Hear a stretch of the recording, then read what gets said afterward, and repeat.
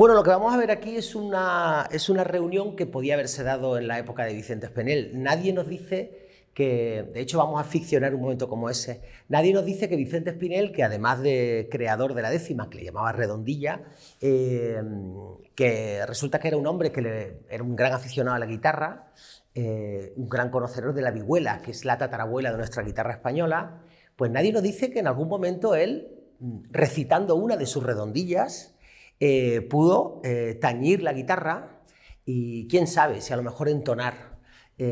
No era cosa de los tiempos ponerse a cantar con una vihuela, aunque sí que los juglares lo habían hecho antes, pero vamos a suponer que sí. Y lo que vamos a hacer hoy es una práctica muy bonita que yo he hecho con Alexis Díaz Pimienta en alguna ocasión, que se trata de improvisar los versos que él va inventando.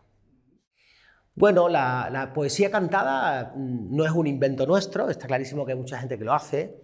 Lo que sí es muy peculiar es ver cómo Alexis Díaz Pimienta, que es el gran maestro del repentismo cubano, que para el que no lo conozca se trata de improvisar, creando décimas en el momento, en una estructura tan antigua como la del Siglo de Oro, pues es muy bonito verle cómo se va inventando el verso en ese momento.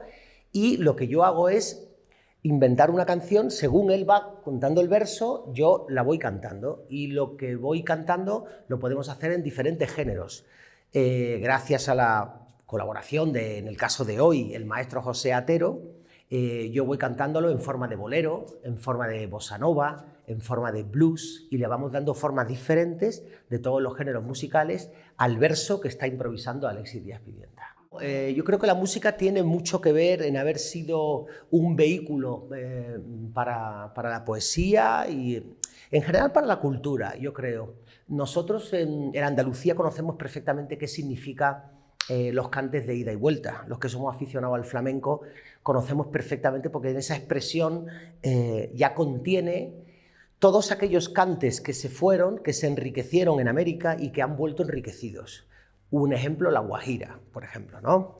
Yo creo que pasa lo mismo con la poesía. Creo que ha pasado lo mismo desde que existen los barcos y desde que se ha podido transportar una cultura hacia otro lugar, al otro lado del océano, y con esa otra cultura lo que ha pasado es que se ha enriquecido y ha venido cambiado, ¿no? Creo que forma parte de la propia antropología del ser humano, es decir, que el constante cambio y enriquecimiento de algo que proviene de una cultura y que llega a otra, fíjate, ahora que está muy de moda en Estados Unidos lo de la apropiación cultural y ese tipo de cosas, es algo que yo personalmente no entiendo, puesto que creo que el ser humano es una especie de camino sin fin, donde se va enriqueciendo de todo lo que va encontrando en ese camino, incluido lo que le aporten las personas que se va encontrando en el propio camino. No nos apropiamos de nada, sino que lo que hacemos es enriquecernos de todo, ¿no?